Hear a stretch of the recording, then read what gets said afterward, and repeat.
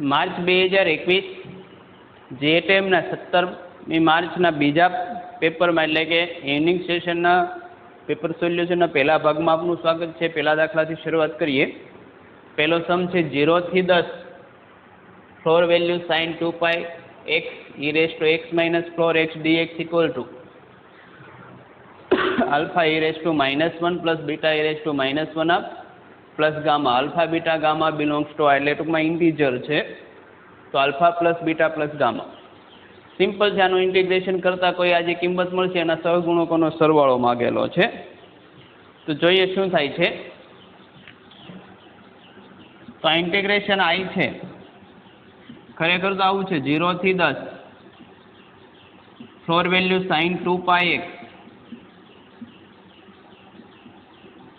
અને e raise two આ fractional part function છે x માઇનસ ફ્લોર x એટલે શું થાય ફ્રેક્શનલ પાર્ટ। આપણને ખબર કે ફ્રેક્શનલ પાર્ટનો આવર્તમાન 1 છે તો 0 થી 10 છે તો ઉપરની આવર્તમાનનો જે કન્સેપ્ટ છે પ્રમાણે 10 કોમન કાઢીને તમે 0 થી 1 sin 2 પાઈ x છેદમાં e raise to floor value x લખી શકો। तो 0 થી 1 में हवे sin 2 पाई x तो x ની કિંમત 0 થી 1 आप लेवी पड़शे केम के क्या एक वखत 2 पाई थशे त्यारबाद आगळ तो आना बे भाग पड़े 10 0 થી 1 आप एमां floor value sin 2 pi x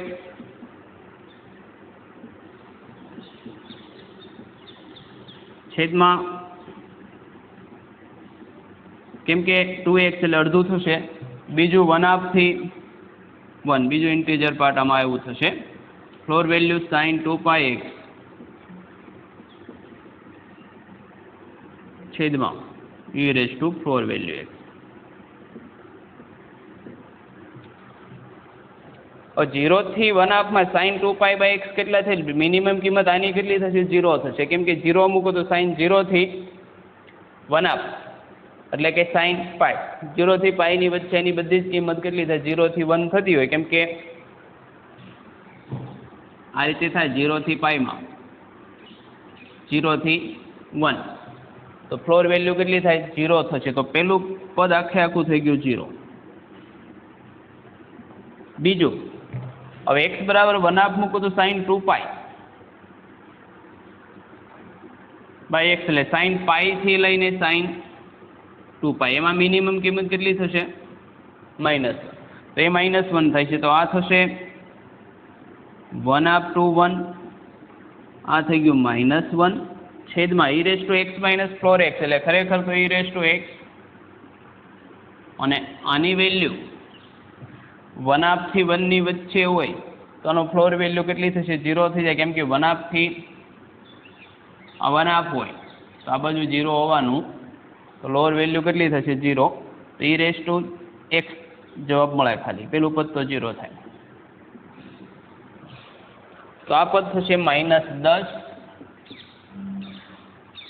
1/2 to 1 e raise to -x dx simply आने integration -10 e raise to -x ना छेदमां -1 1/2 to 1 minus plus 10 upper limit e raise to -1 minus lower limit e raise to -1/2 तो 10 ने अंदर लई जाए तो 10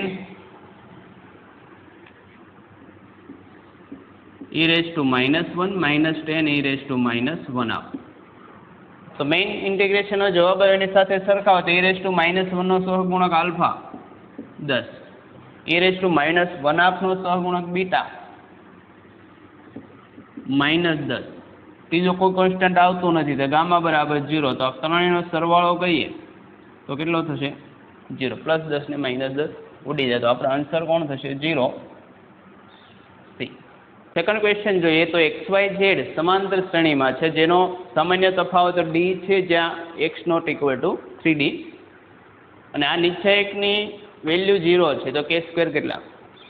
હવે xyz समांतर श्रेणी में है तो एक कंडीशन एवी थाय कि x + 2y x plus Z.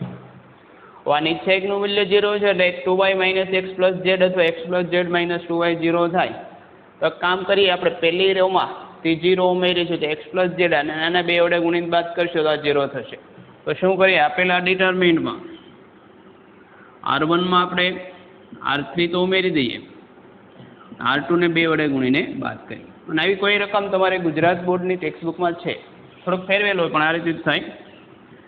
તો R1 માં R3 ઉમેર્યું તો 3 ને 5 8 માઇનસ 2 વડે 4 ગુણો 8 એટલે આ થઈ ગયા 0. 4 √2 પ્લસ કે અને 2 વડે ગુણો એટલે 10 √2, 4 માઇનસ 10 એટલે આ પ્લસ કે હતા માઇનસ 6 √2 થઈ ગયા. કેમ કે આને 2 વડે ગુણ્યા એટલે 10, 4 માઇનસ 10 એટલે minus. X plus z minus 2y 0. બીજો કોઈ ફેરફાર નથી. 4 5 √2 કે y Z.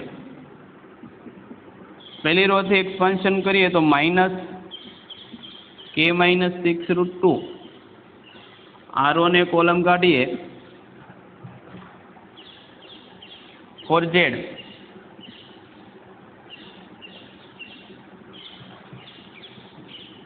Minus 5y. R1 ને કોલમ કાઢીએ 4z minus 5y equal to 0. હવે એટલે કે કોમન કાઢી નાખીએ તો k માઇનસ 6 √2. હવે x y z common difference d હતો તો એક્સ વાય બરાબર કેટલા થાય? એક્સ પ્લસ ડી થવો જોઈએ. ઝેડ બરાબર કેટલા થવા જોઈએ? X plus 2d. તો કિંમત મૂકી દઈએ અહીંયા. તો 4z એટલે કે 4x 4 ગુણ્યા 2 8d માઇનસ 5y એટલે માઇનસ 5x 5 ગુણ્યા 8 એટલે minus 5d equal to 0. means k minus 6 √2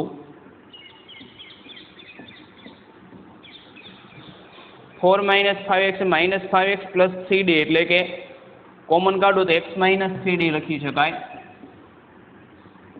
equal to 0. હવે એવું આપ્યું છે x is not 3d એટલે x minus 3d નોન 0 છે, આ નોન 0 થશે. એનો મતલબ કે k minus 6 √2 ડેફિનેટલી 0 થાય, કેમ કે પેલું પદ નોન 0 એના માટે જ આ કન્ડિશન આપેલી.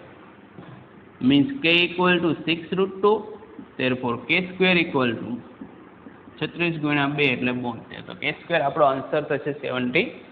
ટુ ધ પોઈન્ટ રકમ હતી. બિંદુ 2 3 1 ના રેખા x plus 1/2 y minus 3/1 z plus 2/-1 માં પ્રતિબિંબમાંથી પસાર થતા સમતલમાં આ રેખા આવેલી છે. સમતલનું સમીકરણ આપ્યું alpha beta, alpha 1 beta y gamma z 24. તો alpha plus beta plus gamma. ટૂંકમાં સમતલનું સમીકરણ માગેલું છે, આના પરથી આ સહગુણકનો સરવાળો. તો મિત્રો જે માર્ચ કે ફેબ્રુઆરી ટાઈમથી ન્યુમેરિકલ જ્યાંથી વધ્યા એટલે મોસ્ટ ઓફ પ્રશ્નો ન્યુમેરિકલમાં કન્વર્ટ કરીને જ આપે. આ દાખલો ન્યુમેરિકલમાં મૂકી શકાય. હવે તમે જોજો મોસ્ટ ઓફ દાખલા એવા છે એટલે એમાં એક સ્ટેપ ફેરવો એટલે ન્યુમેરિકલ થઈ જતું હોય. હવે જો આ સમતલ છે, રકમ શું છે તે જોઈએ. આ સમતલ છે માગેલું, આ સમતલ આપેલું છે. આની અંદર આ કોઈ રેખા આવેલી છે, આ રેખા એની અંદર આવેલી છે. તો આ રેખા પરનું બિંદુ કોણ છે? તો 2 1 -1. આની દિશા કેટલી થશે? તો 3i. આ -2j થશે, ખાસ ધ્યાન રાખજો, પ્લસ k. બીજું એવું છે કે આ રેખા સમતલ છે, આ બિંદુનું આમાં પ્રતિબિંબ છે. ધારો કે આ બિંદુ P લઈએ, તેનો આમાં પ્રતિબિંબ Q હોય, Q માંથી પણ પસાર થશે. તો Q મળે તો સમતલનું ઇઝીલી સમીકરણ મળશે x, કેમ કે સમતલની અંદર બે ભિન્ન દિશા મળશે તો બહુ સિમ્પલી મળે. ટૂંકમાં પહેલાં Q મેળવવું પડશે, પછી તો રેખા આપીને સમતલ તો સીધું સમતલનું સમીકરણ મળશે. તો ધારો સમતલમાં પ્રતિબિંબ માગેલું છે, એટલે પહેલાં આ રેખા છે, કઈ રેખા? તો આ લઈએ. બિંદુ P અહીંયા છે 2 3 1. પેલો ધારો કે આના સમતલમાં પ્રતિબિંબ, રેખામાં પ્રતિબિંબ Q અહીંયા છે. તો આ લંબપાત એમ મેળવી લઉં તેમ એ પીક્યુનું મધ્યબિંદુ થાય ને એ રીતે આપણને ક્યુના યામ મળશે. એટલે બે કન્સેપ્ટ માગેલા છે. પહેલાં રેખામાં બિંદુનું પ્રતિબિંબ મેળવવાનું, ત્યારબાદ આ સમતલમાં મૂકવાનો. તો એમ બિલોંગ્સ ટુ સરળતા ખાતે આને L1 કહી દઈએ, આ L2. આપણે આ કોણ છે? L2 છે, આ L1. તો એવું આપેલું છે કે એમ બિલોંગ્સ ટુ L1 માટે એમના યામ કેટલા થશે? ધારો કે હું લેમડા મૂકી દીધું હોય મેં, તો એમના એમ કેટલા થાય? 2 lambda minus 1. 2 lambda minus 1. Y એમ લેમડા પ્લસ 3. અને જેડીએમ કેટલો થશે? Minus lambda minus 2. હવે લેમડા મળે એટલે એમ મળે, એમ મળે એટલે ક્યુ મળે, ક્યુ મળે તો આ મળશે. તો બીજું એવું છે કે ડાયરેક્શન પીએમ અને આ રેખા L1 લંબ છે, એટલે પીએમની દિશા અને રેખાની દિશાને ધારો કે B1 બાર કહીએ તો એનો ડોટ પ્રોડક્ટ કેવો થશે? 0. તો પીએમ એટલે એમ માઇનસ પી થશે, તો આ કેટલા થાય? જો 2 લેમડા માઇનસ 1 માઇનસ 2 એટલે minus 3 i y component lambda plus 3 minus 3 એટલે 3 3 ઉડી ગયા, લેમડા છે. અને છેલ્લે માઇનસ લેમડા માઇનસ 2 માઇનસ 1 એટલે માઇનસ 3 માઇનસ લેમડા માઇનસ 3 કે ડોટ આ રેખા M1 ની દિશા 2 1 માઇનસ 1, તો 2i પ્લસ જે માઇનસ કે 0. તો ડોટ પ્રોડક્ટ લઈએ તો 2 લેમડા માઇનસ 3 સાથે 2 એટલે 4 લેમડા માઇનસ 6. લેમડા ઇન્ટુ 1 એટલે plus lambda minus minus plus lambda plus 3 equal to 0. તો 4 ને 2 6 લેમડા બરાબર 3 થશે, માઇનસ 6 3 થાય, સામેને બધું પ્લસ 3, તો લેમડા બરાબર 1 હાફ. માટે એમના યામ કેટલા થશે? લેમડા 1 હાફ મૂકો, 2 ઇન્ટુ 1 હાફ એટલે 1 માઇનસ 1 એટલે 0. 1 હાફ પ્લસ 3 7/2. અને છેલ્લે માઇનસ 1 હાફ માઇનસ 2 એટલે માઇનસ 5/2. એમ મળ્યું.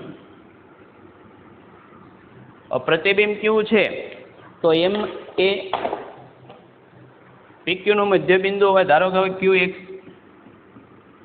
એક્સ વાય ઝેડ હોય તો એમ એ રેખાખંડ પીક્યુનું મધ્યબિંદુ હોવાથી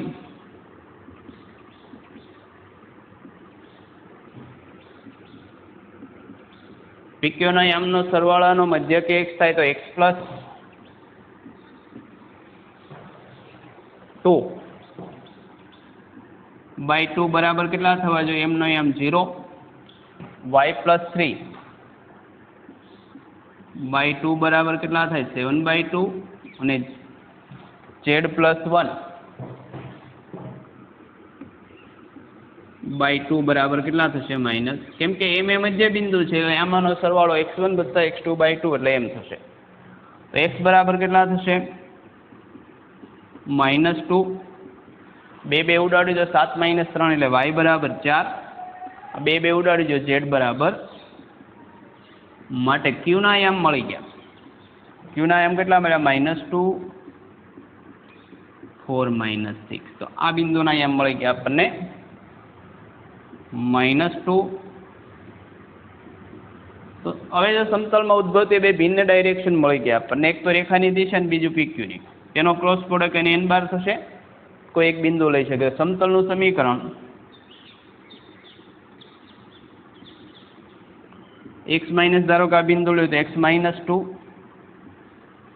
y -1 z + 1. બીજી ડાયરેક્શન આમાંથી આ બાદ કરો તો -2 એટલે -4, 4 - 1 એટલે 3, -6 +1 એટલે -5 અને બીજી ડાયરેક્શન તો હતી 3 - 2 1 = 0.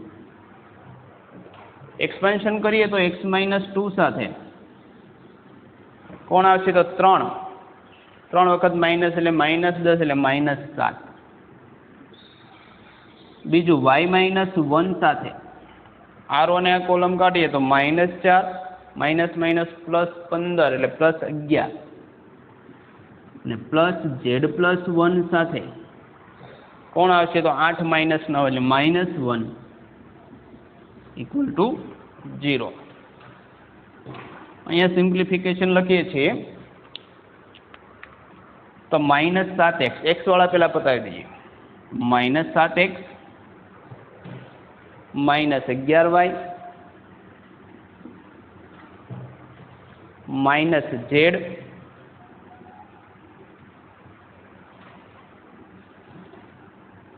આ +14 -11 -1 = 0. એટલે કેટલા મળી ગયા? જો બધાની નેગેટિવ નિશાની કરી નાખો તો 7x + 11y + z +24 ના થઈ ગયા માઇનસ, સામેની બાજુ થઈ જાય 24. તો આ સમીકરણ મળી ગયું આપણને. એ કેવું છે ખરેખર આ છે. તો alpha plus beta plus gamma આનો સરવાળો માગે તો alpha plus beta plus gamma 7 ને 1 8 ને 11 કેટલા થાય? 19. તો આપણો આન્સર કોણ થશે? બી. એટલે થોડોક લેન્ધી દાખલો તો ટફ તો ન કહી શકાય. 3 ડાયમેન્શન જ્યોમેટ્રી ક્લિયર હોય તો થોડોક સમય લે પણ થઈ શકે એવો હતો. ક્વેશ્ચન જોઈએ તો એલ એ પરવલય y² = 4x - 20 ના બિંદુ 6 2 આગળનો સ્પર્શક છે. જો એલ એ ઉપવલયનો પણ સ્પર્શક હોય તો બી. હવે જો સ્ટાન્ડર્ડ પરવલય હોય તો સીધી આપણે કન્ડિશન સરખાવી, પણ એવું નથી, કેમ કે y² = 4ax હોય તો આની કન્ડિશન c = a/m અને ઉપવલય માટે તો c² = a² m² + b² સીધી સરખાવો તો એ ચાલે, પણ એવું નહીં બને કેમ કે -20 છે. તો આપણે પહેલાં AOD થી આનો સ્પર્શક મેળવ્યું છે, આનો સ્પર્શક થાય એ પ્રમાણે લઈએ તો અને કોઈ પણ બિંદુ આગળ સ્પર્શક માટે સ્પર્શકનો ઢાળ dy/dx, તો આનું વિકલન લઈ લઈએ છીએ તો 2y dy/dx કેટલા થશે? 4 માટે dy/dx કેટલા થાય? માટે આપેલા બિંદુ આગળ સ્પર્શકનો ઢાળ m બરાબર y બરાબર કેટલા છે? 2. તો 2/2 તો સ્પર્શકનું સમીકરણ y - y1 m x - x1. તો સમીકરણ થશે y = x -6 +2 એટલે -4. તો આની સાથે સરખાવો તો y = mx + c સાથે સરખાવો તો m બરાબર કેટલા થઈ ગયા? 1 c - 4. હવે આ પરવલય માટે x²/2 + y²/b = 1 ના સ્પર્શક માટેની શરત શું હતી? c² = a² m² + b².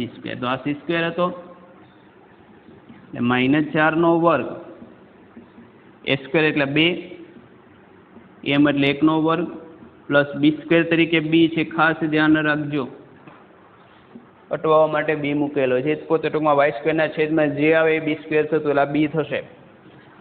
4 નો વર્ગ 16 -2 = b, તો b બરાબર કેટલા થશે? 14. એ તો સારું છે વર્ગમૂળ 14 ઓપ્શન મૂક્યો નથી, નકર પેલો આપણને એ જ દેખાય, કેમ કે આ b તો b² નથી, ટૂંકમાં y² ના છેદમાં જે આવે એ જ b² થાય. કન્સેપ્ટ ક્લિયર હોવો જોઈએ. તો b બરાબર કેટલા થશે? 14. 5th ક્વેશ્ચન લઈએ. Set S1 z belongs to C એટલે complex number C, mod z - 1 <= √2. બીજું real of 1 - iz > 1. ત્રીજું imaginary z <= 1. તો ત્રણેયનું છેદબિંદુ કોમન શું થશે? તો બહુ સિમ્પલ રકમ કહી શકાય. તો પહેલું તો z - z0 બરાબર k. તો z0 કેન્દ્ર અને k ત્રિજ્યાવાળું વર્તુળ થાય. તો પહેલું S1 એ શું છે તે લઈએ તો S1 એક 10 કેન્દ્ર √2 ત્રિજ્યા ના વર્તુળનો અંદરનો ભાગ થશે. દોરીશું પછી આપણે, અથવા રાઈટ સાઈડ દોરતા જઈએ. તો 10 કેન્દ્ર અને વર્ગમૂળ 2 ત્રિજ્યાવાળું કોઈ વર્તુળ થાય તો XY સમતલમાં લઈએ આપણે.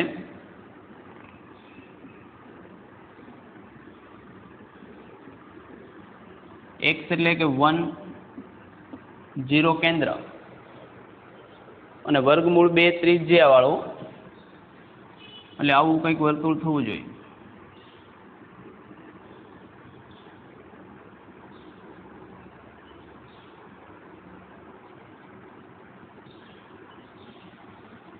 વર્તુળ ધારી લેજો. મારું ડ્રોઈંગ બહુ ખરાબ છે એટલે તમારે ધારી લેવાનું. આમે મેથવાળા તો બહુ ધારવામાં પાવરફુલ હોય આપણે.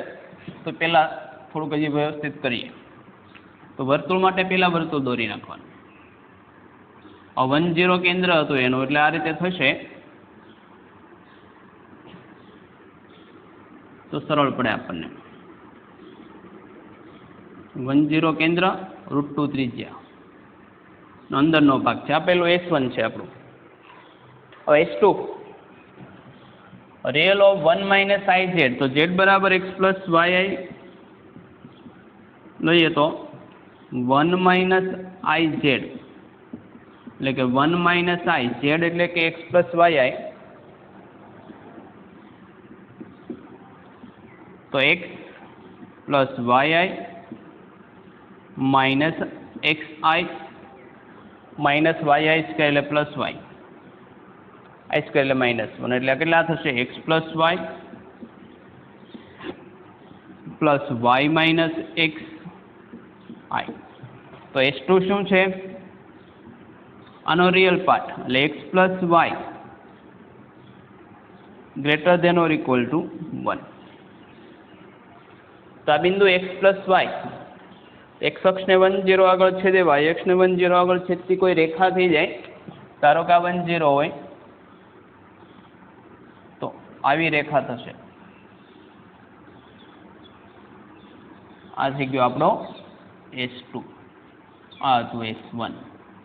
આનો ઇન્ટેરિયર પાર્ટ છે. આનો કે ઉપરનો કે નીચેનો, તો સિમ્પલી ઉગમ બિંદુઓમાં મૂકું તો 0 + 0 > 0 શક્ય નથી. 0 > 1 નથી. ટૂંકમાં ઉગમ બિંદુ ન હોય તેની સિવાયનો આ બધો જ પાર્ટ આવશે.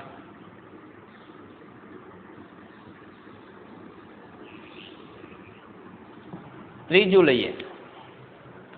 ત્રીજી કન્ડિશન શું હતી? Imaginary z <1. ઇમેજનરી z એટલે કે z નો ઇમેજનરી y. S3 છે તો y <1. તો આ જે 1 હતું તેને સમક્ષિતિજ રેખા y થઈ ગઈ. y = 1 ને y ની કિંમત 1 કરતા નાની છે. <, એટલે નીચેનો ભાગ.